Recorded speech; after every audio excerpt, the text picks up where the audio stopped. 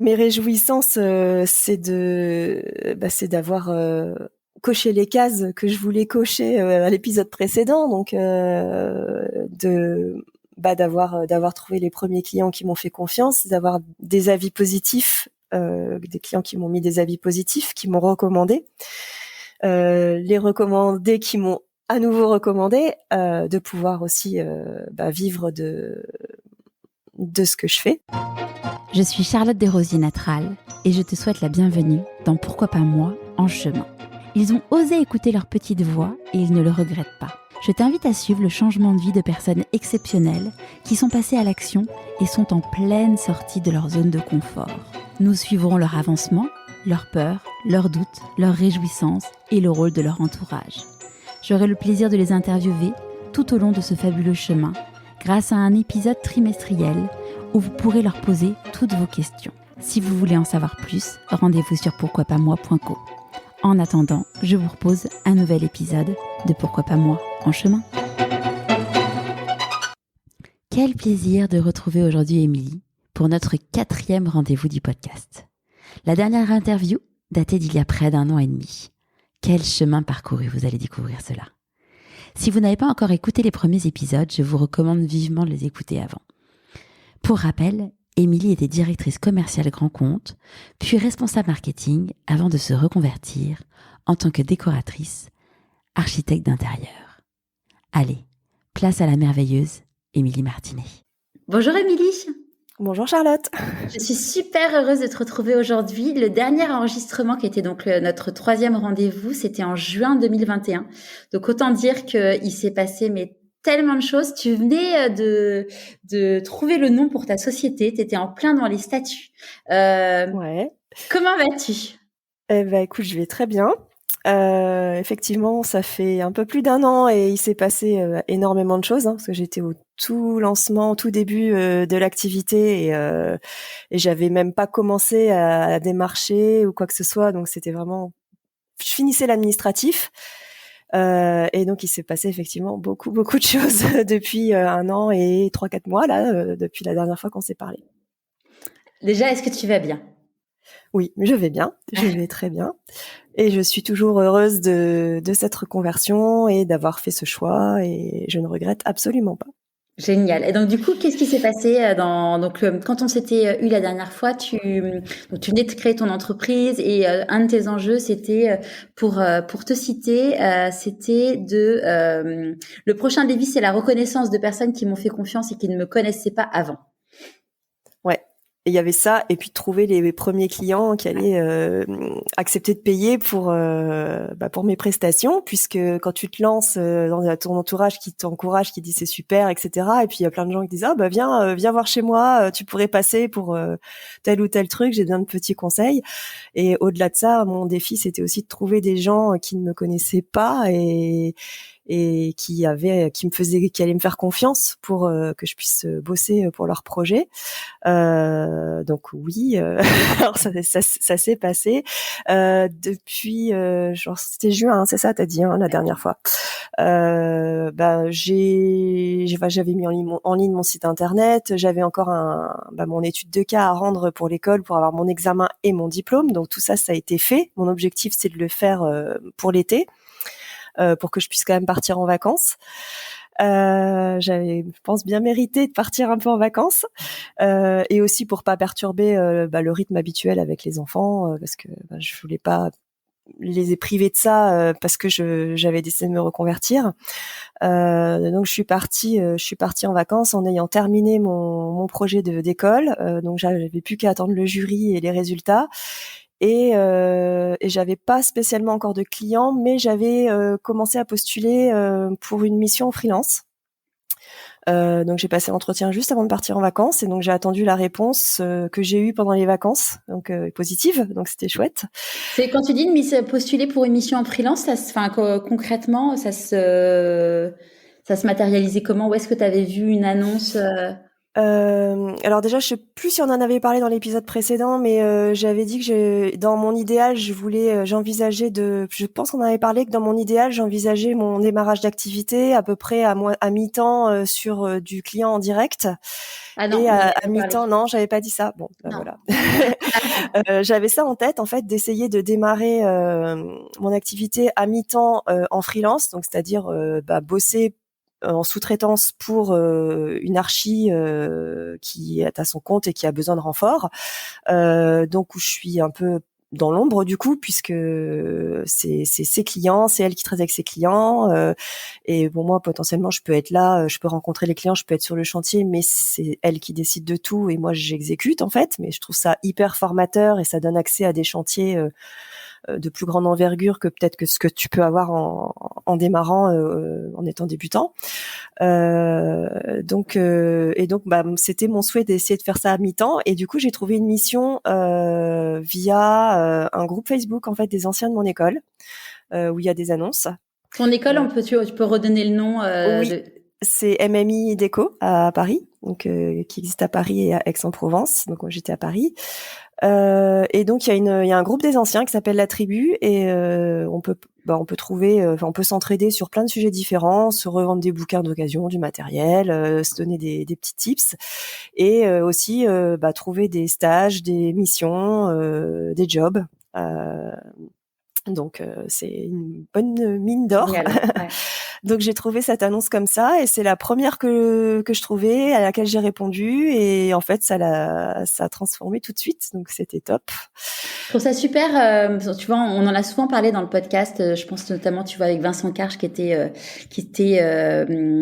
était exploitant forestier, enfin garde forestier. Il s'était reconverti pour être ténor et il disait que en se reconvertissant, bah voilà, il avait postulé pour des choses gratuites, enfin, qu'il était vraiment descendu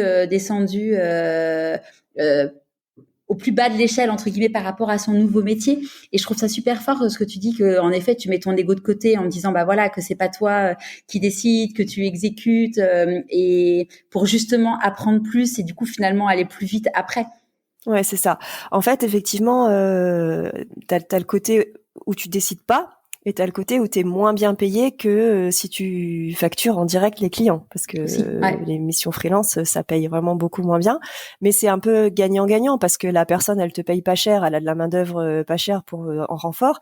Et le côté où toi tu gagnes, t'as ta petite rème et tu prends aussi beaucoup d'expérience et beaucoup de partage d'infos. Alors, faut tomber sur une personne avec qui tu t'entends bien et qui est dans cette optique de partage. Bon, ce qui a été le cas avec la personne avec qui j'ai bossé. Et ce qui était intéressant, c'était que c'était une mission sur le long terme. C'était pas un petit one shot parce que tu as des missions qui sont très ponctuelles où on te demande juste en sous-traitance de faire un plan ou une 3D. Là, j'ai carrément fait du suivi de chantier en tant que chef de projet j'ai bossé pour elle pendant 9 ou 10 mois. Génial. Et j'ai fait 2 gros chantiers avec elle. Donc Trop c'est bien. top. On s'est super bien entendu et voilà et c'était top comme expérience vraiment.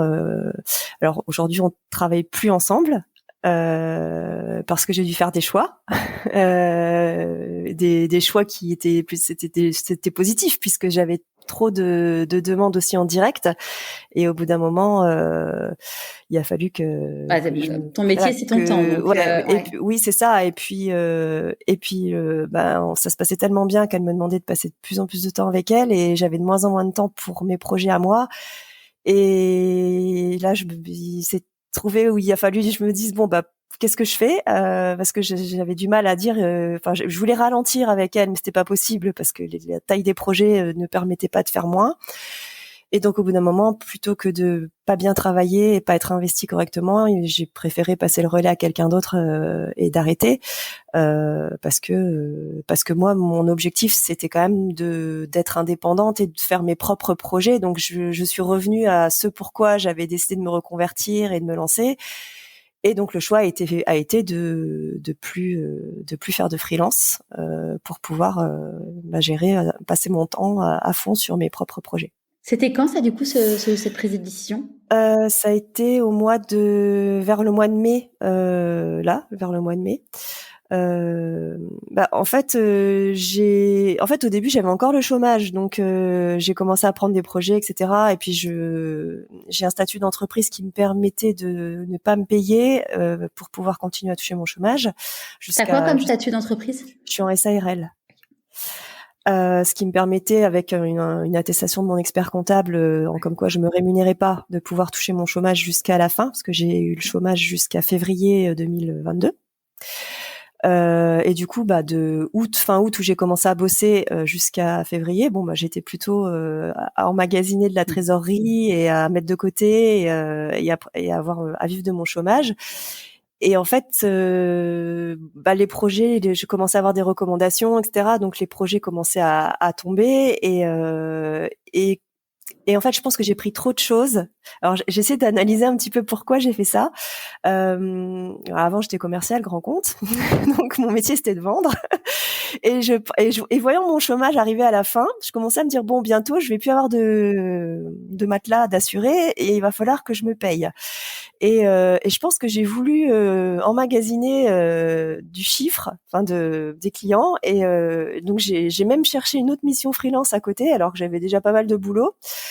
Donc je me suis retrouvée avec Alors que tu avais dit non à l'autre. Alors non, j'étais encore avec elle, mais on était à cheval sur deux projets. Il y avait un projet qui se terminait et je savais pas trop ce que j'allais avoir en suivant, sur si j'allais avoir un autre projet. Elle m'avait dit oui, mais j'avais pas trop de visibilité. Donc je me suis dit si elle me donne rien tout de suite, faudrait peut-être que j'en prenne une autre mission. Donc j'ai trouvé une autre mission. Mais en même temps, j'avais des clients directs qui me recommandaient, donc je prenais des choses. Et en fait, je pense que c'était le côté, oui, je vends, je m'assure du business. Mais j'avais un petit peu oublié, je pense, que avant je vendais et que c'était pas moi qui produisais. Et que maintenant, il suffisait pas de vendre, mais il fallait aussi que je produise tout moi-même. Et donc là, je me suis rendu compte que je bossais la nuit, le week-end, pendant plusieurs semaines d'affilée. J'ai enchaîné les nuits, les week-ends à bosser comme une dingue. Et puis, au bout de plusieurs semaines, j'étais noyée dans le boulot. Je me suis dit bon, c'est pas possible. J'ai commencé à faire des boulettes. Je peux pas continuer à ce rythme-là. Donc déjà la deuxième mission freelance. En plus, je pense que j'ai été prise alors que je manquais d'expérience. Donc, en plus, c'était sur un logiciel que je maîtrisais pas des masses. Donc, mais j'avais été transparente au début, mais elle m'avait choisi quand même, et parce qu'on s'était bien entendu, mais on s'est rendu compte que c'était pas adapté. Donc, d'un commun accord, on a arrêté assez vite. Et en plus, j'avais pas de bande passante. Et puis après, l'autre mission, je l'ai commencé pendant 2-3 mois, et puis et effectivement, ça m'a pris beaucoup plus que du mi-temps très vite. Et puis je commençais à avoir des touches sur des beaux projets de maison, des trucs plus grands que ce que j'avais fait au début, et je me suis dit je peux pas dire non à un client comme ça en direct, alors que j'ai la mission freelance qui me prend beaucoup de temps et financièrement qui me rapporte moins. Et bon, après c'était un peu un déchirement de se quitter parce qu'on s'entendait super bien. Mais voilà, on est resté en bon terme, et ça s'est très bien passé. J'ai fait un mois de passation alors que j'étais pas forcément obligée de le faire, mais je trouvais ça bien vis-à-vis d'elle, vis-à-vis des clients aussi que je voyais toutes les semaines, de pas les abandonner comme ça du jour au lendemain. Donc j'ai attendu qu'il y ait une autre personne qui arrive, qu'on se passe le relais pendant plusieurs semaines pour que tout se passe bien. Top. Alors du coup, là, il y a deux questions qui me viennent. C'est, tu disais donc que tu n'as plus de chômage. Ouais. Et puis, comment du coup tu as réussi à trouver des nouveaux clients? On va peut-être commencer par la question que tout le monde pose toujours pendant la reconversion, c'est l'argent. Là, aujourd'hui, est-ce que donc tu n'as plus de chômage? Est-ce que tu arrives à vivre du coup de ton activité comme tu le souhaites? Oui. Donc je me paye depuis mars du coup. Je me paye à hauteur de ce que je touchais au chômage. Psychologiquement, j'avais du mal à me dire de descendre plus bas. Alors après, le chômage, tout dépend de ce qu'on gagnait avant, de l'expérience qu'on avait, du poste qu'on avait avant. Donc j'avais un chômage qui était quand même correct, et j'arrive à maintenir ce niveau-là. Sachant que il y a des discours aussi qui disent que t'as pas forcément besoin de gagner autant qu'avant quand tu es en chef d'entreprise que quand tu es salarié, parce que ok, t'as aussi des charges quand tu te payes en tant que gérant, mais tu peux aussi déduire des dépenses de ta boîte que tu ne peux pas faire, enfin des dépenses que bien sûr, les frais. tout ce qui est frais de les déplacements, tu les récupères aussi quand tu es au commercial salarié, mais tout ce qui est je sais pas, si tu as besoin d'une mutuelle, de ton forfait de téléphone, de choses comme ça, t'as des choses que tu dépenses au quotidien quand tu es salarié et tu les dépenses plein pot avec la TVA, etc. Et quand tu es en entreprise, tu peux les déduire de ton chiffre d'affaires et tu peux récupérer la TVA. Donc, c'est des charges, quelque part, tu as moins de charges de fonctionnement du quotidien. Et finalement, ton salaire que tu te payes, il vaut un peu plus quelque part que ce que tu touchais avant. Donc, les calculs sont pas tout à fait les mêmes. Donc, tu peux vivre peut-être parfois un peu mieux que en gagnant la même chose sur le papier. Donc bon, après c'est plein de calculs à faire dans tous les sens en fonction de tes besoins, de ce que tu veux déduire de ton chiffre ou pas quoi. Mais et là aujourd'hui par rapport au chiffre d'affaires et le montant que tu te payes, est-ce que comme tu vends donc ton temps, est-ce que tu penses que tu peux gagner plus et est-ce que finalement est-ce que tu as envie de gagner plus ou pas, et si oui, est-ce que tu penses que c'est possible? Oui, je pense que je peux gagner. Oui, je veux et je peux, je pense gagner plus. Je trouve que c'est un très bon début. Parce que finalement j'ai commencé à me payer au bout de même à peu près 6 mois d'activité et de facture, donc je trouve que c'est clairement bien. Ouais. Alors j'avais mis de l'argent en capital social dans ma société, donc je partais pas de zéro, mais clairement c'est du vase communicant, ça vient de mes économies et je l'ai mise là, donc clairement je voulais pas que ça soit ça qui me serve à me payer, mais mon chiffre d'affaires. Donc je mets un point d'honneur à ne pas taper là-dedans. Parce que sinon c'est comme si je prenais dans mon épargne pour me payer, c'est pas le but. Mais oui, après je peux gagner en productivité, je peux gagner en augmentant mes tarifs, parce que j'ai commencé à faire des tarifs qui étaient vraiment pas très élevés au tout début. C'est ça qui est super difficile à faire. Je pense que t'en parles avec beaucoup de monde dans le podcast, c'est que quand tu pars de rien, que tu sais t'as jamais fait ce métier, que tu te lances et que tu dois faire tes tarifs. En plus, c'est un secteur qui est hyper concurrentiel, où il y a tout et n'importe quoi comme prix. Je sais pas, il y a des secteurs où c'est peut-être un peu plus réglementé, où tu trouves un peu plus de choses avec moins là il y a un écart type de fou quoi. C'est selon les personnes et c'est super dur de faire les tarifs. Et tous les jours avec le groupe de l'école, on a un groupe WhatsApp de la classe, et alors pas tous les jours mais très régulièrement on se consulte pour savoir quel tarif on ferait. On essaye toujours d'être juste en fait. Je veux pas facturer trop, parce que il y a toujours le problème de syndrome de l'imposteur, etc. Bon là ça commence à aller mieux quand même, parce que ça se passe quand même plutôt bien. Et donc je veux pas surfacturer, mais il faut pas non plus sous-facturer pour casser le marché, et puis même ça donne pas forcément confiance. Puis ça donne pas forcément confiance aux clients, de se dire tiens, elle me facture que ça. Qu'est-ce que je vais avoir pour ce prix-là, c'est low cost. Donc faut trouver vraiment le juste milieu. Donc j'essaie, c'est souvent une question que j'ai, parce que j'ai aussi des appels suite au podcast et suite à l'interview que l'école a faite de moi sur leur blog. J'ai pas mal de personnes qui me contactent aussi pour me poser des questions sur mon parcours. Et ils me demandent aussi comment je fais mes prix. Et c'est vrai que du coup, souvent je le fais par 2 ou 3 approches différentes. Soit j'essaie de calculer combien de temps je vais passer sur telle ou telle partie de la mission. Donc du coup, j'essaie d'estimer combien vaut mon temps, et je fais par, on va dire, ça vaut une journée, ça vaut une demi-journée, ça vaut 2 jours. Et du coup, je calcule comme ça. Après, j'essaie de faire des forfaits par rapport à la 2D, c'est ça, la 3D, c'est ça. Donc hop, le cahier des charges, c'est ça. Je trouve sur un autre prix. Et après, j'essaie de faire un forfait au mètre carré en fonction de s'il y a des pièces techniques ou pas. Et du coup, je fais 2 ou 3 prix de façon complètement, avec 2 ou 3 approches complètement différentes. Et l'objectif, c'est que je tombe sur un prix que les prix se recoupent à la fin, et là, tant que je tombe pas sur les mêmes prix sur mes 2 ou 3 façons de calculer, c'est que j'estime que je suis pas bonne. Et voilà, du coup, comment j'essaye d'être vraiment très juste. Donc, je prends vraiment le temps de bien calculer les choses et ça dépend aussi du degré de détail dans lequel les clients veulent aller. Parce que tu passes plus ou moins de temps. Oui, tous les clients n'ont pas la même exigence et les mêmes Exactement. envies et besoins, quoi. Ouais. Donc alors ça fait un peu dire je fais mes prix à la tête du client, mais c'est vraiment à la tête du projet en fait. C'est vraiment par rapport au degré de détail que les gens vont attendre. Il y en a qui veulent vraiment pas spécialement de matériaux particuliers, c'est juste de se rendre compte dans les volumes et puis ils vont choisir la déco eux-mêmes après. Bon bah là, tu passes moins de temps à aller chercher des références super précises de tel ou tel carrelage ou telle couleur.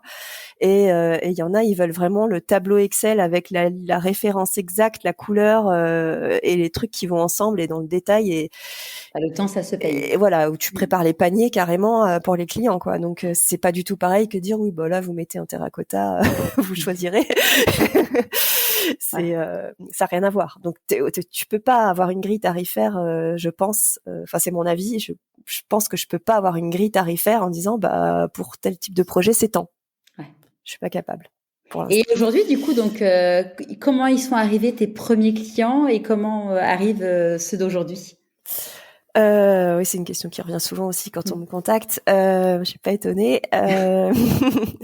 Alors, au tout début, la première cliente, toute première cliente, ça a été une graphiste avec qui je bossais dans mon ancienne boîte qui m'a fait faire un coaching déco à distance pour elle. Bon, les coachings déco à distance, c'est bien, mais moi, j'ai besoin d'aller dans les lieux, donc je me suis rendu compte assez vite que de pas être sur place, je mettais du temps à répondre, que j'avais un peu de temps pour m'imprégner du projet à distance, même si j'avais eu des bons briefs, c'est pas évident. Donc ça, j'évite de le faire maintenant. Mais sinon, ma toute première cliente, ça a été l'archi avec qui j'ai bossé en freelance. Et très très vite, en fait, le fait d'avoir partagé ma reconversion via le podcast, via les réseaux sociaux, etc., j'ai totalement assumé le fait que j'avais une autre vie avant et que je faisais cette démarche-là.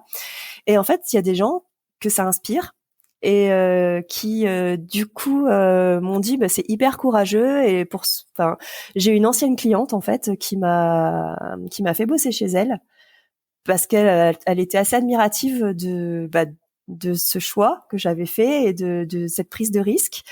Et elle m'a dit voilà, je vais te donner un petit coup de pouce, voilà, viens bosser chez moi. Et Trop donc ça a commencé. Ça c'est un truc, faut vraiment, enfin tu vois, c'est marrant, on en avait parlé avec France que je suis aussi dans le podcast En Chemin, et France, elle me disait que ouais, au début, elle avait hésité à faire le podcast en se disant mais voilà, je sais pas si pour mes clients de dire que voilà, je me suis reconvertie, finalement je suis nouvelle dans le métier et tout. Et finalement, tu as plein de gens au contraire qui se disent waouh. Et moi, je vois, tu vois, cet été, j'ai eu quand j'ai dû trouver un nouvel appart, j'ai raconté toute mon histoire. Alors ça n'a rien à voir avec le boulot, mais c'est pour montrer qu'il y a des gens qui sont fondamentalement gentils en fait. Et les propriétaires de mon appart, mon dossier financier était pourri. Et ils m'ont dit, par rapport aux autres, votre dossier était pourri, mais en fait, on est juste content de vous aider. Et c'est se dire, croire croire et garder l'espoir qu'il y a des gens qui sont juste contents d'aider et de se dire, ouais, on y va, quoi. Je t'avoue que je me suis aussi posé cette question parce que je fais un chemin comme France, hein. Mais je me dis qu'en fait, de toute façon, quand tu vas sur société.com, tu vois bien de quand la boîte est créée et tu vois bien. Tu vas sur ton profil LinkedIn, oui, il y a voilà, l'info, quoi. Bien sûr. Donc de toute façon, l'info elle est quelque part. Avec Internet, tu peux pas cacher grand chose. Donc de toute façon, je me dis que de toute façon les gens vont le savoir. Donc autant que ce soit moi qui raconte l'histoire et de façon authentique et sincère. Et je trouve que c'est pas plus mal de pouvoir expliquer sa démarche et puis de montrer. Enfin, je l'ai déjà dit, c'est tout ce que tu as vécu avant, c'est pas perdu en fait, c'est pas fait pour rien, bien au contraire. Donc ça te donne une maturité sur autre chose, d'une autre manière, et je pense que ça m'apporte énormément tout ce que j'ai fait avant. Donc moi je trouve c'est le fait de l'assumer, c'est très bien, et les gens sont admiratifs finalement. Tu te rends compte à force de raconter ton histoire que les gens sont super admiratifs et bienveillants. Et puis du coup, t'attires les clients qui te ressemblent quelque part, qui ont envie d'être authentiques aussi, qui sont gentils, quoi. Et puis, bah, ceux qui voient pas ça d'un bon œil, bah, ils m'appellent pas et je bosse pas avec eux, je les connais pas. Donc, Et puis tant mieux parce qu'au moins t'es avec des gens avec qui ont une bonne énergie et c'est ouais, chouette. t'as une relation super sympa, super saine. Enfin, moi, j'ai plusieurs clients qui m'ont contacté sur Instagram. Moi, j'ai trouvé, donc, je reviens sur Oui, le parce que fil du coup, on a conducteur. fait une belle parenthèse. Ouais, Donc, mais je la première retourne sur mes cliente, pattes parce c'était, que donc, voilà, j'ai eu cette ancienne cliente qui a commencé à me faire confiance. Après, j'ai ancienne eu cliente quand tu étais directrice ouais quand commerciale, enfin, quand tu j'étais étais dans une responsable. ouais quand j'étais commerciale dans mon ancienne vie. Et aussi j'ai eu 2-3 personnes qui m'ont contacté sur Instagram, mais qui m'ont clairement dit que elles m'avaient connue soit par les réseaux, soit par le podcast, parce que j'avais fait une reconversion et que elles avaient trouvé le côté super courageux d'avoir changé de vie, etc. Et que du coup elles avaient vu l'investissement que je mettais dans ce que je faisais, tout ça, et que c'est ça qui les avait décidé à me contacter moi plutôt que quelqu'un d'autre. Donc Trop cool. ça m'a bluffé parce que comme quoi l'authenticité ça paye. Et sinon, autre démarche que j'ai pu faire, c'est de m'inscrire dans une association d'entrepreneurs de ma commune. Donc c'est pas un BNI parce que je trouvais ça trop contraignant, mais c'est juste une asso, voilà, très locale. Donc on se voit le soir en after work, le matin pour des petits déj. On fait une soirée de temps en temps. On se voit à peu près une fois par mois. Ça peut être un peu plus, mais voilà. Et c'est des entrepreneurs vraiment locaux et on peut être dans plein de secteurs différents. Donc il y a un architecte, il y a une autre archi d'intérieur, mais il y a des gens qui sont en agence de com, qui font des sites web, il y a des avocats, il y a des assureurs, il y a de tout. On échange, voilà, c'est du réseau. Et j'ai une personne de cette association qui est dans l'informatique, donc a priori on n'a pas trop de liens professionnels, mais juste qui est très réseau et qui m'a envoyé vers un ami à lui qui avait un appart à rénover, et donc j'ai été en concurrence avec d'autres archis et j'ai gagné le projet. Bravo. Donc ça c'était en mois de septembre, donc c'était vraiment le tout début, quoi. J'ai dû signer fin septembre début octobre ce projet-là, et voilà, et du coup les premiers clients sont venus comme ça, mais en fait c'est créer des opportunités de rencontres. Le commercial dans le dur, de toute façon, ça marche plus, ça existe plus. Enfin, faut plus.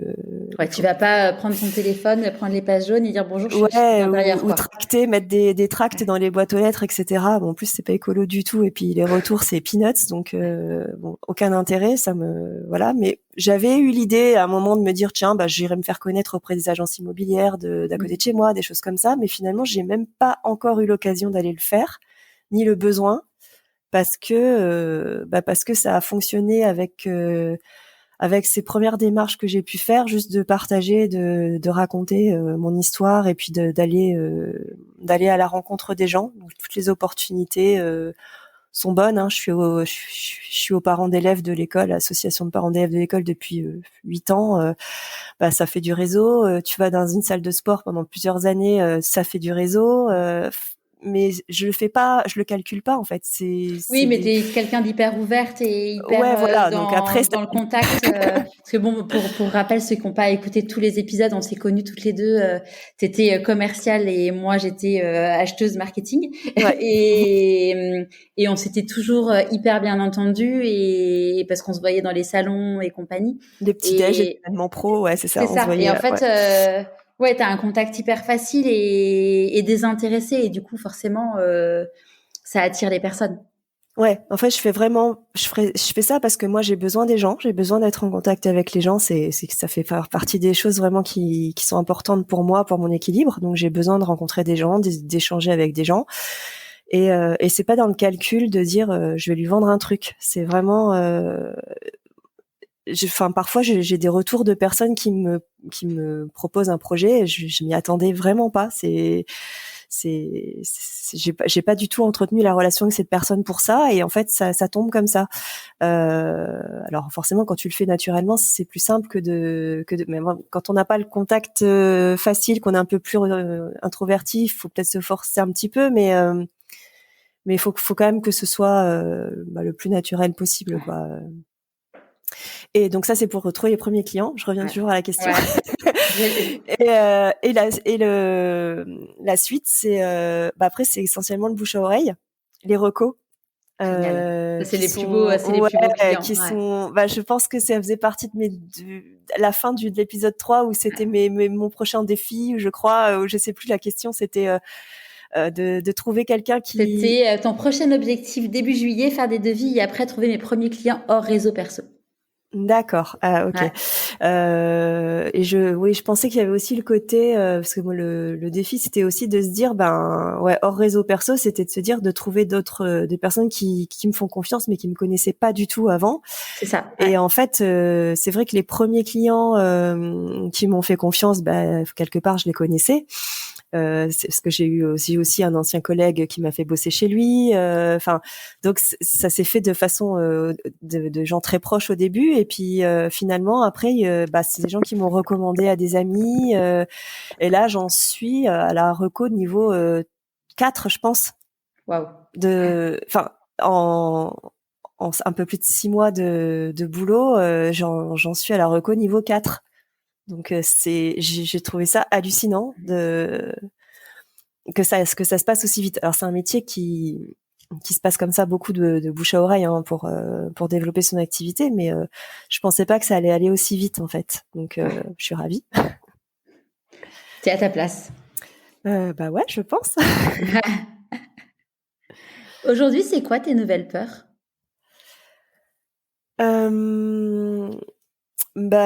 J'ai l'impression que ça a démarré quand même sur les chapeaux de roue, donc je voudrais pas me reposer sur mes lauriers et me dire que ça va continuer comme ça en claquant des doigts. Donc faut que j'entretienne le truc, et puis que j'essaye d'anticiper potentiellement une conjoncture aussi qui peut changer, parce que finalement le marché, il a quand même bien explosé post-confinement. Donc j'ai pris la décision de changer de métier avant qu'il y ait le Covid qui arrive en France, et on en discutait en préambule, c'est qu'il y a beaucoup de gens qui se sont reconvertis dans la déco et l'archi intérieur, mais depuis le confinement. Moi, c'est une décision que j'avais prise avant.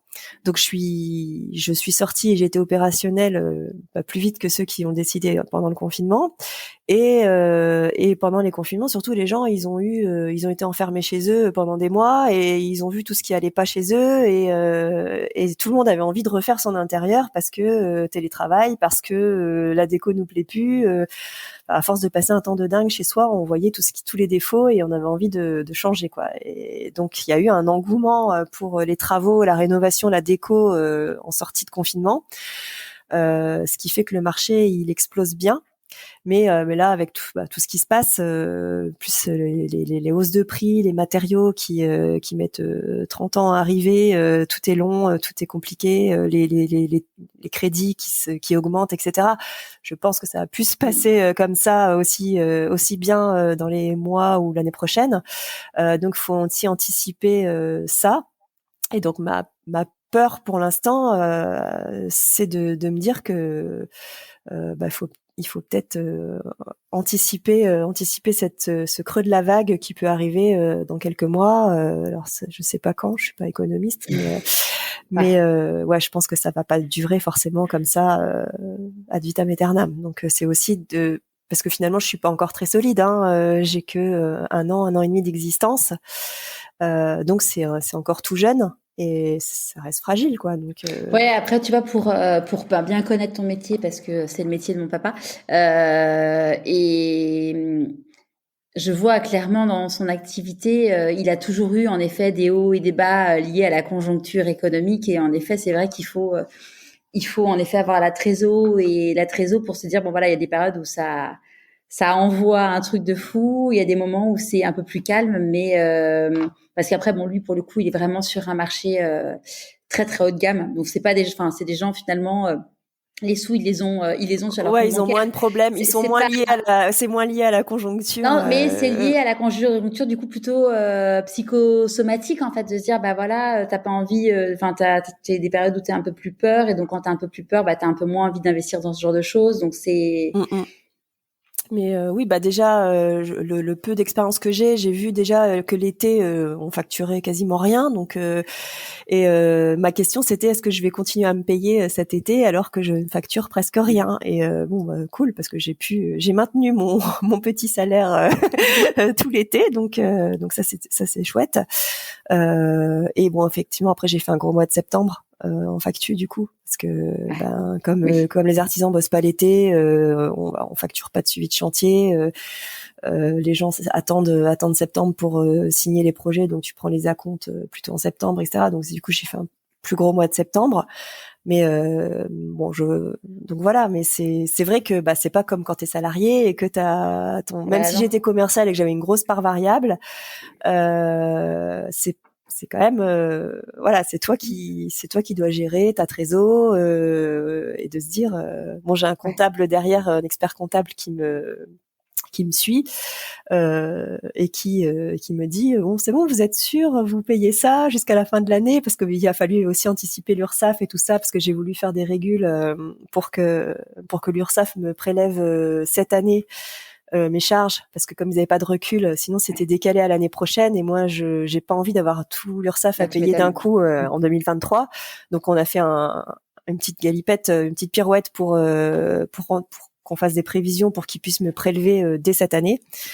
Et du coup, ça permet d'anticiper un peu les charges et tout ça, mais bon, j'avais tout mis de côté de toute façon. C'est bien de se faire accompagner sur ce point-là pour. C'est essentiel.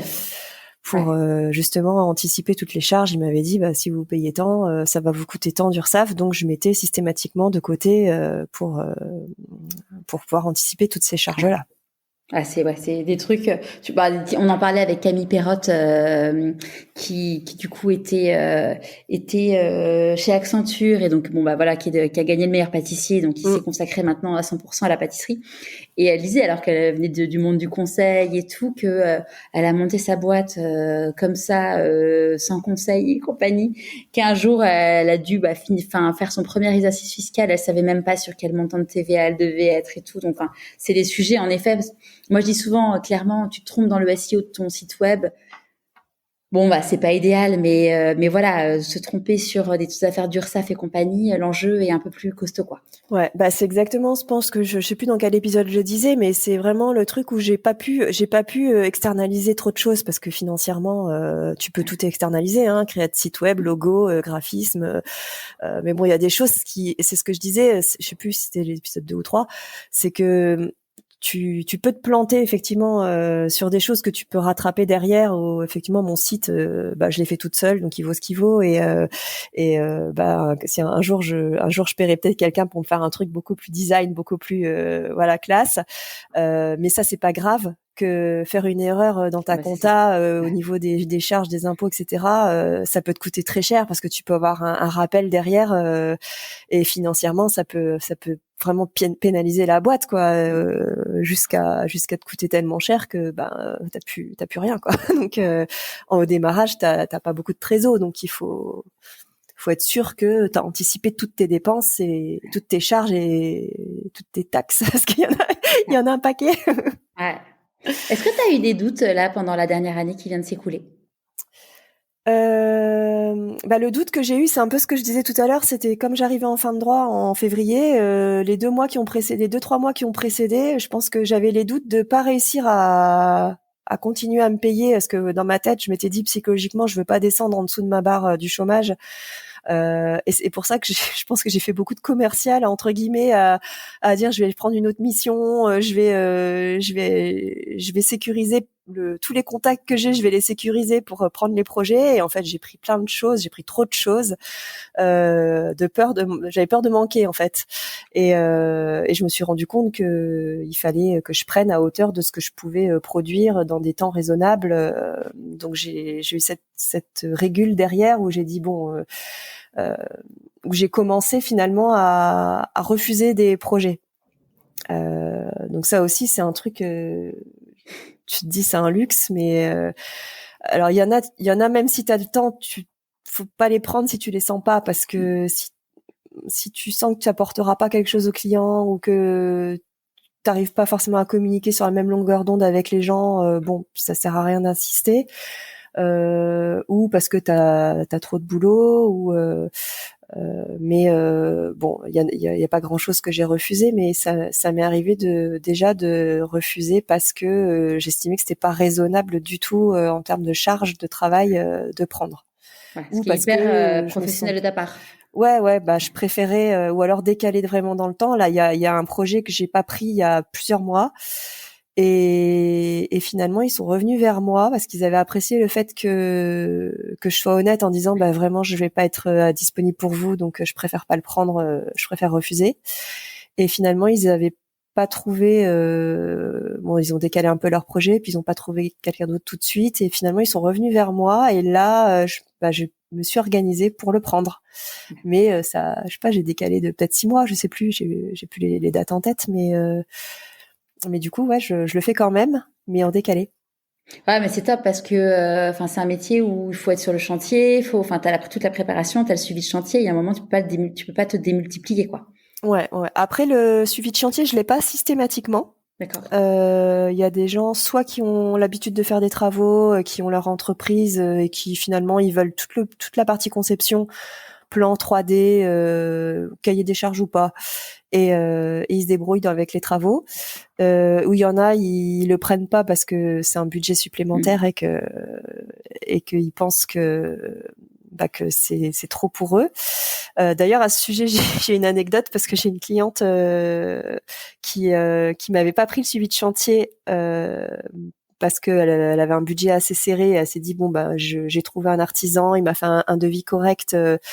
Je vais me gérer le truc moi-même. Et puis finalement, le mec, il avait fait un prix d'appel vraiment pour qu'elle signe. Et en fait, il a même pas forcément suivi mes plans et mes 3D. C'est qu'il a rajouté des trucs.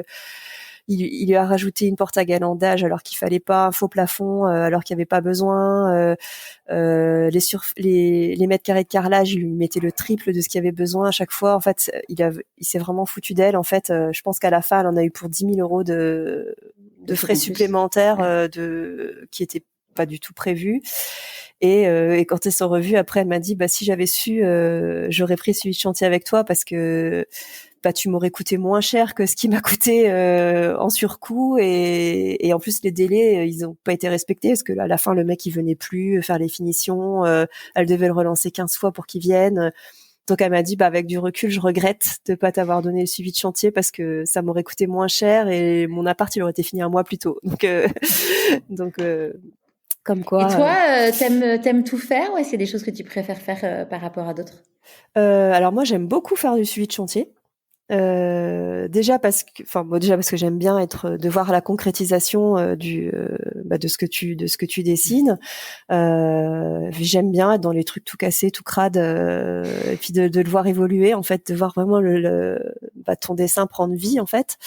Et puis je trouve ça chouette d'aller jusqu'au bout de la démarche, parce que c'est bien de faire les plans, les 3D, tout ça, mais c'est vrai que parfois tu vas pas forcément t'es pas forcément tu vas pas forcément voir le projet terminé à la fin.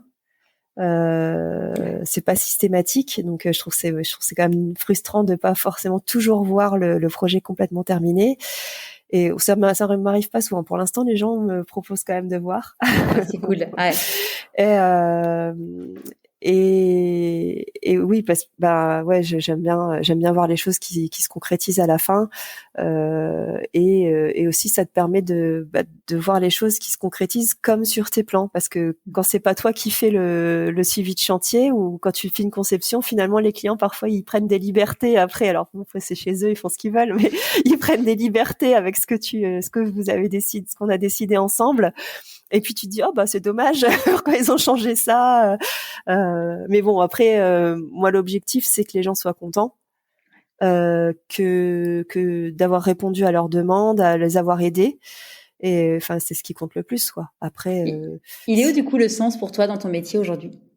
bah c'est ça en fait, c'est de me dire que j'ai apporté une compétence que les clients n'avaient pas, et que en fait ils sont en fait le fait qu'ils me remercient de les avoir aidés à y voir plus clair et à se sentir mieux chez eux. Enfin, c'est un peu bateau de dire ça dans ce métier, mais c'est vraiment de les avoir aidés à leur proposer quelque chose auquel ils n'avaient pas pensé, et d'avoir vraiment avoir une valeur ajoutée par rapport à des idées peut-être plus basiques, d'avoir poussé le truc un peu plus dans les retranchements, et parfois de leur proposer d'oser quelque chose un peu plus, de se lâcher un petit peu plus. Alors, faut toujours rester dans dans leur façon d'être, dans leur conviction. On va pas les mettre des trucs super originaux, excentriques si c'est des gens très classiques, mais on me demande quand même, oui, alors, je sais pas, j'ai une cliente là qui me dit, oui, je suis très classique, mais je veux bien que vous me poussiez un peu quand même. Donc, du coup, j'ai commencé à proposer des photos d'inspi où on se lâchait un peu. Je la testais un peu sur des choses. Il y a des choses que j'aimais pas forcément, mais j'ai fait exprès de les mettre dans les Pinterest en disant, bon, là, je vous teste un peu. C'était pour voir la réaction. Je dis, j'ai mis des choses très différentes, mais c'est pour vous faire réagir. Et ça permet de dire, oui, non, ça là, ça va trop loin, mais ce truc-là, c'est osé, mais je veux bien. Et On donc, dit psychologiquement, moi je me rappelle quand à l'époque, alors c'est pas moi qui crée les logos, mais les agences de com me disaient, enfin m'avaient expliqué le dessous, quand on me présente un logo, on t'en présente toujours 3-4, sachant qu'ils t'en présentent toujours un, ils savent très bien que il va pas te plaire, que d'ailleurs il leur plaît pas non plus, mais parce que justement pour que tu puisses comparer et te se dire justement, ah oui non mais lui évidemment que c'est ça qui me plaît quoi. ouais, c'est ce que je faisais en stage de fin d'études d'école de commerce. Je bossais pour tous les packaging avec des agences de com pour habiller des packaging de produits marques distributeurs. Et effectivement, on avait toujours 3 propales. Donc il y avait alors bon, après c'était hyper charté, hyper strict, donc on pouvait pas trop se lâcher. Mais le petit jeu en interne, c'était d'essayer de détourner un peu la charte graphique pour commencer à se lâcher un petit peu. Effectivement, tu avais toujours la version premier prix qui était vraiment très très sage et très basique. Après, tu avais une version qui était un peu plus qui commençait un peu à se lâcher un petit peu plus quali, et qui restait toujours très carré, très dans le brief, mais qui était un peu plus recherché. Et il y avait toujours la version 3 qui était le truc où on se lâche vraiment et où on ose quoi. Et l'objectif c'était d'être entre la version 2 et la version 3, parce que la version 3, il y avait tellement de contraintes de charte graphique que tu pouvais pas détourner, tu pouvais jamais avoir la V3, mais en interne avec les collègues, c'était toujours de dire bon, on essaye d'être entre la 2 et la 3 et de pas avoir juste la 2 quoi. Donc c'était toujours de se dire allez, on pousse le truc un peu plus loin, et on essaye d'aller sur la 2 et demi quoi. Ouais. La 2 bis. C'est quoi tes réjouissances aujourd'hui? Mes réjouissances, c'est d'avoir coché les cases que je voulais cocher à l'épisode précédent, donc d'avoir trouvé les premiers clients qui m'ont fait confiance, d'avoir des avis positifs, des clients qui m'ont mis des avis positifs, qui m'ont recommandé, les recommandés qui m'ont à nouveau recommandé, de pouvoir aussi vivre de ce que je fais. L'objectif, c'est d'aller au niveau supérieur et de gagner en productivité, d'avoir les tarifs plus ajustés, parce qu'au début, il y a des projets où clairement j'ai perdu de l'argent, mais j'estime que j'ai pas forcément été rentable, juste si on parle que d'argent, mais derrière, ça m'a tellement apporté en expérience, en avis positif, en recommandations sur d'autres projets derrière, en fait, que finalement, même un petit projet au début où j'ai pas pris très cher, mais ça m'a apporté tellement de business derrière que par ricochet, que finalement, je regrette pas. Et puis j'ai eu du plaisir à bosser sur tous mes projets en fait. Et ils sont tous différents, les clients sont tous différents, ils ont tous des profils, des personnalités très différentes, mais c'est ça qui est super chouette, c'est qu'il n'y a pas de routine en fait. Donc même s'il faut être très process, très organisé, le fait que tous les projets, tous les clients soient différents, ça enlève le côté routine, et ça c'est chouette. Et c'est quoi la plus grande difficulté que tu as eu à traiter? Je pense que c'est la période où j'avais pris trop de choses, où j'ai commencé à devoir dire non à des clients, et surtout à la personne avec qui je bossais en freelance, parce que on était limite avec les larmes aux yeux quand on s'est quitté. C'était vraiment, on s'entendait super bien et c'était vraiment un crève-cœur de lui dire, bah, écoute, je pense que raisonnablement, il faut que j'arrête de bosser avec toi, mais je lui dois beaucoup parce que elle m'a fait confiance. Elle était la première à me faire confiance. Et bon, après, je pense que je l'ai pas déçue parce que elle m'a filé vraiment des grosses responsabilités. Donc du coup, c'était une relation super saine et top. Et elle m'a beaucoup transmis. Donc elle a fait une reconversion 4 ans avant moi à peu près. Donc on a eu le même parcours mais en décalé. Donc c'est chouette de voir comment tu peux évoluer par la suite, de se À projeter. quand le moment, du coup, tu prends des freelances? Pardon? À quand le moment où toi-même, tu vas prendre des freelances pour travailler avec toi? Quand je pourrais les payer.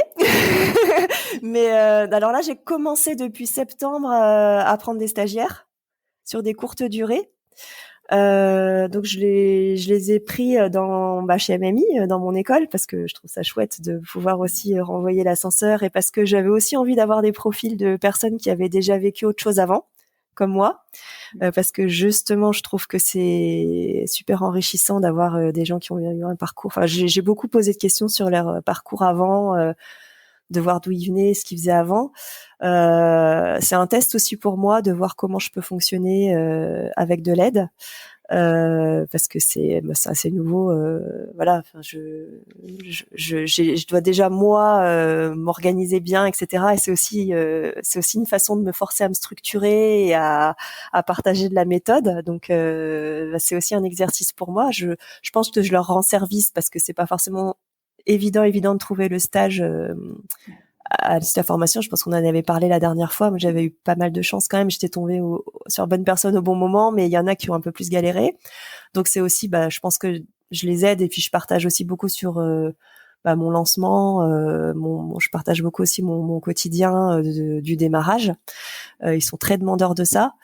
Et à côté de ça, moi, ça m'aide aussi à me forcer à me structurer, à donner des consignes et donc je trouve ça chouette de commencer comme ça. Donc là j'en ai une qui termine à la fin du mois et j'en ai un qui commence là fin de semaine, donc et qui reste jusqu'à Noël à peu près, un peu avant Noël. Et Et après qui viennent bosser chez toi, du coup? non, on fait à distance parce que j'ai pas de bureau. Donc alors on s'est vu avec la première personne, on s'était vu le jour où elle a commencé, j'étais sur un chantier, donc elle est venue sur le chantier avec moi et puis après on a pris un thé dans un café pour faire connaissance en vrai et discuter un peu de l'organisation. Après, elle est revenue 2 fois sur des rendez-vous clients avec moi et où je lui ai fait visiter. En fait, là où je lui demande de faire des plans ou des 3D, on a un groupe WhatsApp dédié au projet où je partage toutes les photos, tout ce que moi j'ai fait déjà d'avancement sur le projet. Mais je trouve que c'est bien que moi je fonctionne comme ça, j'ai besoin de voir les lieux, donc je propose d'aller voir les lieux. Donc soit j'ai les clés, soit je demande au client de faire visiter le projet. Et comme ça permet de se voir une fois de plus et de parler concrètement du projet avec les plans dans les mains sur place et de se projeter mieux, et que ce soit vraiment plus concret. Et après, sinon, on fonctionne à distance. D'accord. Et là, la fin de semaine, je vais faire venir la nouvelle personne sur toujours pour faire visiter un projet. Et du coup, comme il est loin, il est à l'autre côté de Paris, je vais prendre un espace coworking à côté de chez moi pour qu'on puisse passer quelques heures à échanger sur les plans, les 3D, parce que je vais lui faire du plan technique. Donc, il va falloir qu'il se plonge à fond dans le projet, donc que je lui explique bien les choses qu'on soit vraiment en face du même écran ou du même plan papier pour qu'il puisse bien s'imprégner du projet. Je pense que ce sera plus efficace. Et après, sinon, c'est du distanciel, de la visio. On s'échange les gros fichiers par serveur. Ça se fait bien. Hein. Carrément. Mais quand j'étais en freelance, je voyais la personne une fois par semaine sur le chantier. Mais sinon, on se voyait jamais. Hein. Donc, et en termes d'équilibre vie pro, vie perso, t'es comment?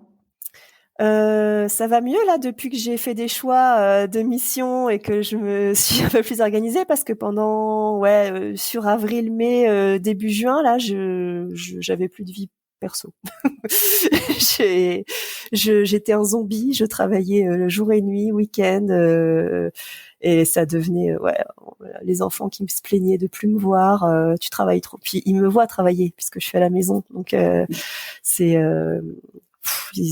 ils commençaient à vraiment râler, et puis bon, moi je commençais à vraiment être crevée, et puis je me rendais compte que je commençais des fois à envoyer la mauvaise pièce jointe. Bon, c'était des petites boulettes, c'était pas des gros trucs super graves, mais quand tu commences à faire quand t'es perfectionniste. ouais, c'est des alertes qui te font dire que bon, non, là ça va pas. Oui, quand l'artisan il me dit j'ai pas trouvé les différences sur ton plan par rapport à la version d'avant, je t'ai dit c'est normal, je t'ai envoyé la version d'avant alors que j'avais passé la nuit à la corriger.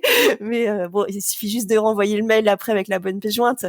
Ça arrive à tout le monde d'oublier une pièce jointe ou de pas mettre la bonne, mais quand tu commences à te rendre compte que tu fais ça parce que t'as bossé jusqu'à 3 heures du mat et que bon, tu dis là c'est une petite boulette, c'est pas grave, mais si jamais tu fais vraiment des grosses erreurs et que, enfin ça a pas d'impact sur le coût, sur le chantier ou pour les clients, mais si tu te trompes dans les mesures et que tu fais faire un truc et qu'il faut tout refaire, ça a mes frais après, hein. Il faut que j'assume, hein. Donc je peux pas forcément me le permettre. Donc ouais, et puis ça s'est pas passé, mais j'ai ouais. Donc quand j'ai commencé à faire des petites boulettes du genre mauvaise pièce jointe ou des choses comme ça, je me suis dit bon, ça commence comme ça, je vais pas jouer avec le feu parce que des petites erreurs comme ça, stop, j'arrête tout de suite.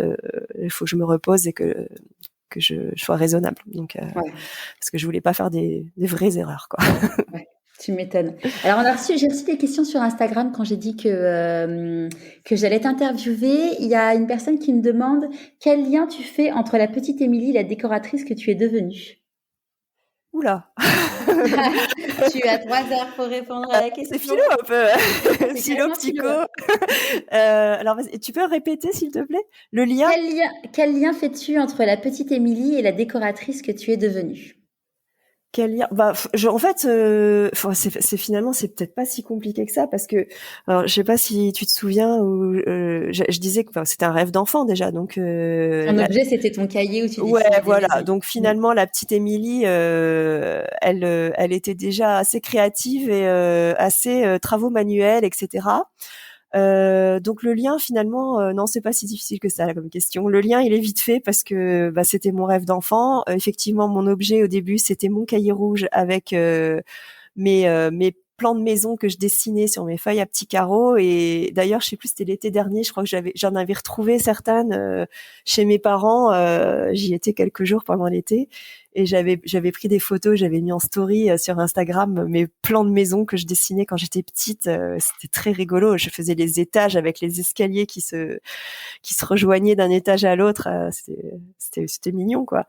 Et même quand je jouais à la Barbie et compagnie, quand j'étais petite ou avec mes petits poneys à l'époque, je fabriquais avec des barils de lessive, des caisses en carton. Je leur fabriquais des meubles, des maisons, des trucs, des châteaux.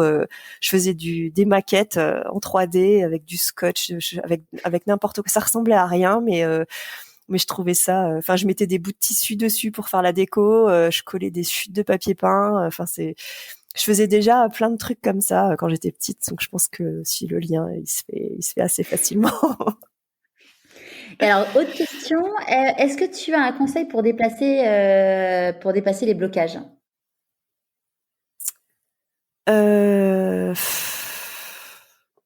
Je pense que, alors ça me fait penser au blocage que j'ai évoqué au tout début de En Chemin. Je sais plus si c'est l'épisode 1 ou 2. Le blocage, c'est de dire j'y vais pas, quoi. En fait, c'était, alors je pense que c'est propre à chacun. Moi, c'était qu'est-ce qui se passe si je me plante? Comment je vais le vivre et comment je vais rebondir? Mais je pense qu'il y en a qui se posent pas autant de questions. Et c'était de me dire, alors j'avais dit à l'époque que finalement le plus gros frein que j'avais, c'était de me dire qu'est-ce qui se passe si ça marche pas, comment je vais le vivre et comment je peux me revendre derrière pour rebondir. Et je m'étais dit, finalement, on met beaucoup les gens dans des cases en France quand tu fais un métier et quand tu postules ailleurs pour faire autre chose avec ton CV, non, t'es dans une case, surtout quand t'es commercial. Tu peux pas faire autre chose. Et mais par contre, donc on te met beaucoup dans une case quand t'es salarié, mais par contre quand t'as entrepris, même si tu t'es planté, ça c'est hyper bien vu.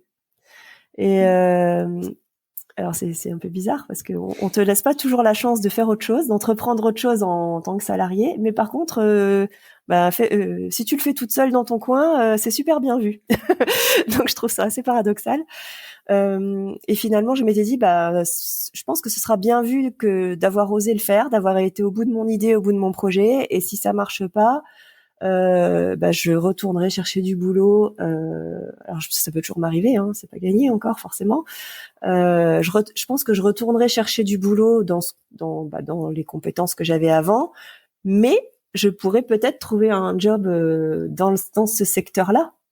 Et du coup, bon, c'est pas ce que j'ai envie de faire aujourd'hui. J'ai envie de continuer là où je suis, hein, mais si jamais ça venait à être plus compliqué, je pense que je pourrais rebondir dans mon ancien métier, mais dans ce secteur-là, et du coup trouver un autre épanouissement, et voilà. Donc moi, ça a été de me dire d'envisager toutes les options en fait, et de me dire est-ce qu'il y a une option qui ferait que je serais tellement mal que ça m'empêcherait d'y aller, si vraiment c'est ce scénario qui se passe. Mais je sais pas si c'est ça, je sais pas si ça répond bien à la question. Je pense que c'est très personnel en fait. Oui, de toute façon, on a chacun nos propres peurs par rapport à notre situation, par rapport à notre histoire, par rapport à notre passé, par notre après futur. c'est sûr que si t'es maman solo avec 2-3 enfants et que t'as pas un deuxième salaire à côté, que tu prends des risques inconsidérés financièrement, tu as moins tendance à te lancer que quand tu Mais as. il y en a qui le font, hein, tu Mais vois. ouais, clairement. Il y en a qui font du coup des ménages le week-end. Il y en a mais bon, c'est clairement un gros. C'est pas pareil, c'est pas le même confort. Voilà, c'est pas du tout le même confort. Il y en a, tu vois, je pense à Bernadette de Gasquet qui donnait des cours de yoga le soir alors elle avait repris ses études pour faire médecine à 38 ans. Pouh. Ouais, elle avait 3 enfants. Elle a eu le temps de divorcer en plus au milieu sachant que Bernadette, elle doit avoir 65 ans, hein, donc waouh quoi. Ouais, là franchement, c'est Toute notre admiration. une petite joueuse à côté. Ah non, c'est clair que c'est pas pareil, hein.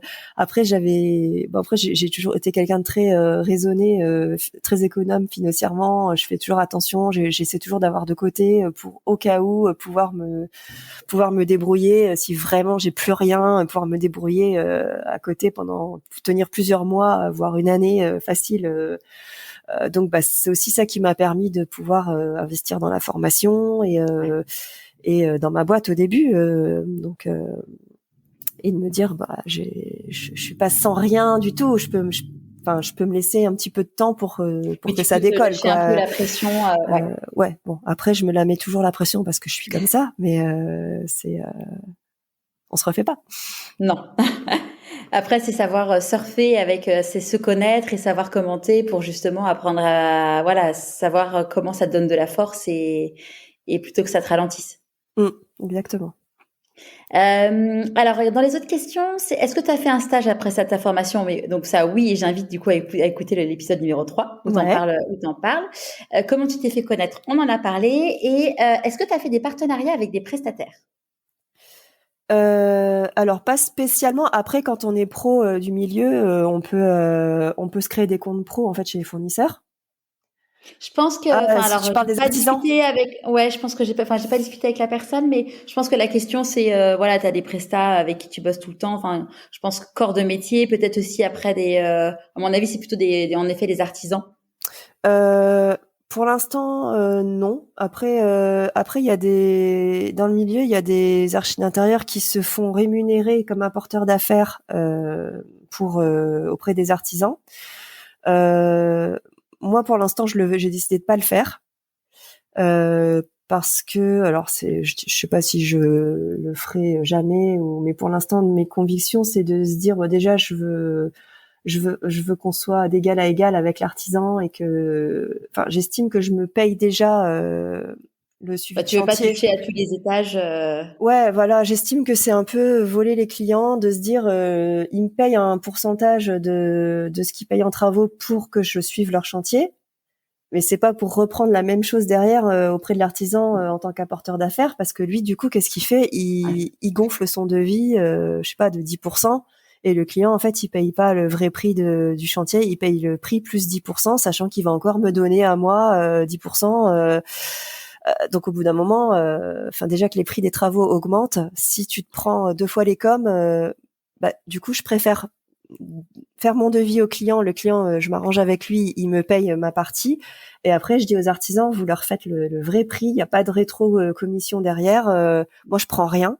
Et après, le but, c'est que ça se passe bien avec l'artisan, que on soit pas sur du ultra serré.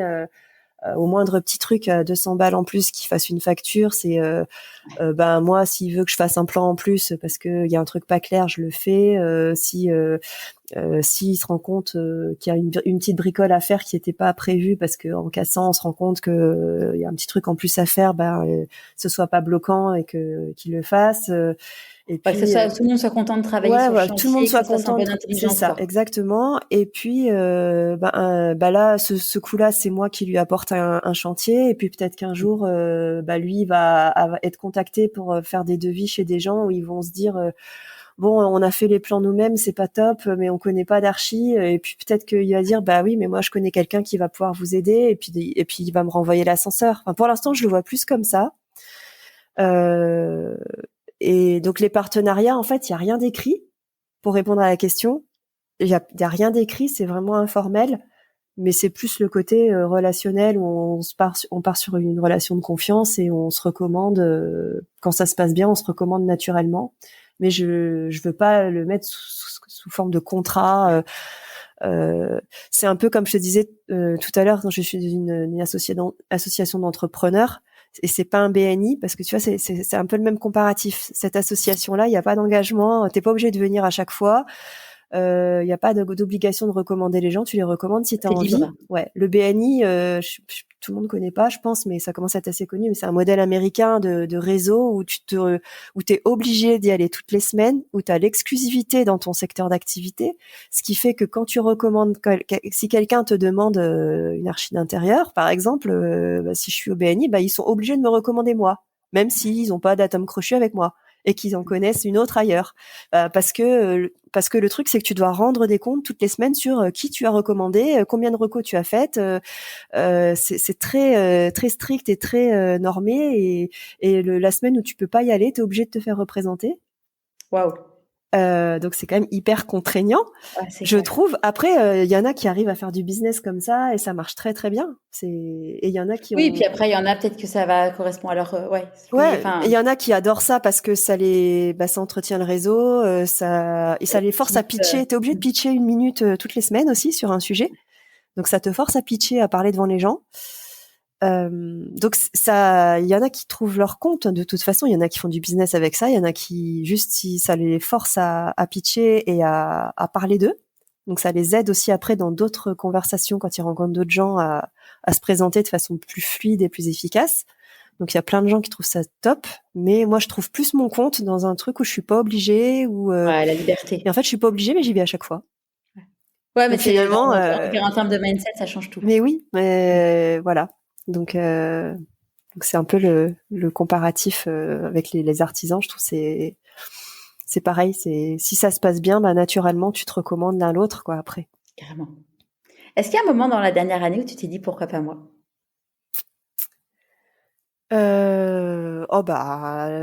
C'était surtout avant. Alors je pense que je pense que j'ai déjà répondu ça la dernière fois parce que je me suis tellement dit ça pendant ma prise de décision, ma formation, le lancement. C'était vraiment l'expression qui correspondait vraiment à tout mon cheminement, à tout ce que j'ai fait.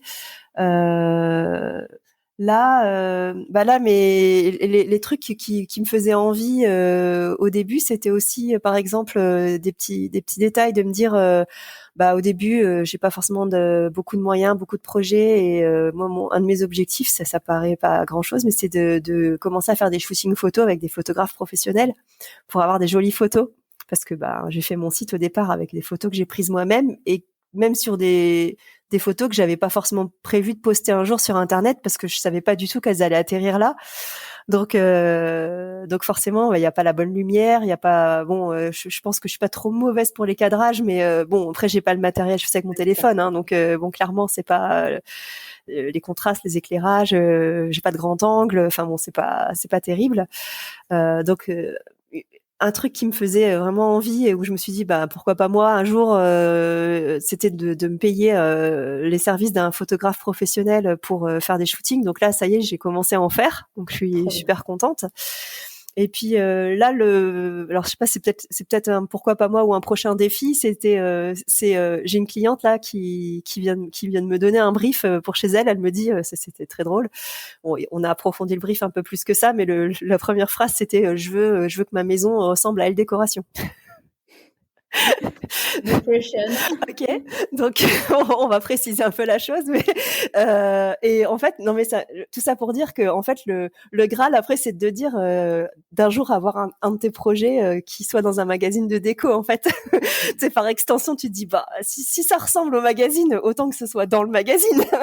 Donc ouais, donc je pense que donc, prochaine interview qu'on fait ensemble, ouais, attends un petit peu. Tu me dis, bon, en même temps, là, ça faisait 14 mois ou 15 mois. Donc, c'est ça le prochain défi. Ouais, je pense que le prochain défi, oui, on a eu le défi aussi de se dire tout à l'heure que est-ce que tu veux gagner plus d'argent, est-ce que tu penses que tu peux développer ton activité, faire plus de chiffre d'affaires et gagner plus. Oui, ça c'est le premier défi. Effectivement, mon objectif c'est comme j'ai mon fils qui est très qui me disait tout le temps, on a dû en parler dans les premiers épisodes. Tu vas faire architecte d'intérieur ou déco, donc parce que comme il y a les émissions à la télé, c'est hyper médiatisé. Il me fait donc tu vas passer à la télé. Bah non, pas forcément. Mais donc tu fais pas ce métier-là forcément pour être dans les magazines et passer à la télé, mais c'est sûr que ça doit être tellement gratifiant et de voir ton projet dans les médias en fait, médias d'une manière générale quoi. Donc évidemment oui, de continuer à développer. Alors en priorité, c'est de faire plus de chiffres, d'avoir toujours des clients et de pouvoir gagner, de rattraper un peu de me rapprocher du salaire que j'avais avant quand j'ai quitté mon ancienne vie. De toujours prendre autant de plaisir évidemment et ouais pourquoi pas de se dire d'avoir des jolies photos qui puissent donner envie à un média de les diffuser quoi. Ouais, trop chouette, je te le souhaite. Bah merci. On verra. Est-ce que tu as un nouveau conseil à donner maintenant? Je pense que c'est surtout ce qu'on disait tout à l'heure, c'était de créer des opportunités de rencontre pour de parler de ce qu'on fait avec enthousiasme, avec authenticité. Je pense que le fait que j'ai été enthousiaste sur ma reconversion, que j'ai été tout le temps avec la banane quand je parlais de mon projet, le sourire jusqu'aux oreilles, tout le monde me dit mais t'as l'air tellement heureuse de faire ça, t'as l'air tellement épanouie, et du coup ça se transmet et les gens ils ont envie de venir vers toi et de travailler avec toi en fait. Donc je pense que c'est c'est créer les opportunités, la moindre opportunité de rencontrer quelqu'un. Alors c'est ce que je disais, moi c'est des choses qui sont naturelles chez moi, mais c'est comme ça que de pas rester enfermé à se dire bon comment je vais trouver mes clients, etc. C'est même si tu y vas pas pour ça, tu vas se faire une sortie, une activité, une assos, un truc, n'importe quoi, un événement, juste prendre un café avec quelqu'un qui est dans un autre réseau, juste pour discuter de ce que tu fais. Plus tu échanges avec les autres, même pas forcément sur ton métier, mais sur toi, plus ils connaissent ta personnalité, plus ils te recommandent en fait à des gens. Ça se fait pas forcément du jour au lendemain, mais les gens ils t'oublient pas en fait et pareil pour toi, tu rencontres des gens que tu peux potentiellement un jour recommander aussi, et c'est comme ça que tu fais du réseau de qualité en fait. Donc de pas hésiter à utiliser la moindre opportunité pour rencontrer des gens et parler de ce qu'on fait en fait. Ouais. À qui as-tu envie de dire merci et pourquoi avant qu'on se quitte? Alors évidemment celle-là je m'attendais à chaque fois ouais. Et évidemment au-delà de toujours pareil, l'entourage qui te soutient, il y a effectivement 2 ou 3 personnes que j'ai envie de remercier en particulier. Alors, je peux pas les citer parce que comme il y a des clients ou des gens qui m'ont aidé à trouver des clients, je préfère, ils gardent l'anonymat, mais ils se reconnaîtront, je pense. Effectivement, cette ancienne cliente qui m'a fait travailler chez elle au tout début et qui m'a apporté plein de recommandations derrière, un super avis, des recommandations j'en suis au niveau 4 de recommandations, mais tout a débuté avec son projet. Donc évidemment, je lui dois beaucoup. J'ai un ancien collègue aussi qui m'a fait travailler et qui me soutient énormément. Et puis cette personne de l'association qui m'avait parlé peut-être 1 ou 2 heures un soir en after work et qui m'a recommandé auprès d'un ami et je sais pas, j'ai gagné sa confiance en vraiment pas beaucoup de temps et il est très réseau et il est très pour aider les gens qui se lancent et je trouve ça vraiment incroyable de m'avoir recommandé à un ami à lui qui est quand même assez proche visiblement et qui m'a aidé à me mettre vraiment le pied à l'étrier, à avoir un projet avec suivi de chantier en plus, donc c'était chouette et qui en plus après derrière m'a recommandé auprès d'artisans, etc. Donc c'est vraiment, je pense, les 3 personnes qui m'ont le plus aidé à avoir mes premiers contrats et je rajouterai là en 4e personne l'archi avec qui j'ai bossé en freelance aussi, qui a été la première à me faire confiance. Voilà. Donc c'est les premières personnes qui m'ont fait confiance en fait, pour qui ont accepté de bosser avec moi alors que j'avais quasiment rien montré encore. Bon, pour tous ceux qui ont hâte de voir ton travail et qui est vraiment canon, bravo. Rendez-vous du coup sur 15h13. On peut te suivre sur Instagram et puis sur 15h13.fr. Ouais, c'est là où je partage le plus. Effectivement, je mets très peu de choses sur Facebook. Ma page Facebook est reliée à mon Instagram, mais tout part d'Insta. Et LinkedIn un tout petit peu, mais c'est parce que la déco, c'est pas un réseau c'est pas très LinkedIn, mais c'est parce que mon ancienne vie fait que j'ai pas mal de gens à qui je suis en contact sur LinkedIn encore, et c'est plus pour partager avec mon ancien réseau qui est pas forcément sur Insta. Donc de temps en temps je mets un petit truc, mais c'est très rare. Donc effectivement, beaucoup Insta et un peu mon site. Merci beaucoup Émilie de nous avoir raconté tout ça et puis hâte d'avoir la suite. On te souhaite évidemment le meilleur. Merci beaucoup à toi Charlotte pour ce suivi. Ça fait du bien. Avec grand plaisir. Merci beaucoup. Merci Charlotte. J'espère que ce nouvel épisode vous aura plu. Je vous donne rendez-vous demain dans la newsletter de Pourquoi pas moi. Et en attendant, si le podcast vous plaît, soutenez-le en mettant 5 étoiles et un commentaire sur Apple Podcast et en vous abonnant sur votre plateforme d'écoute préférée. À la semaine prochaine!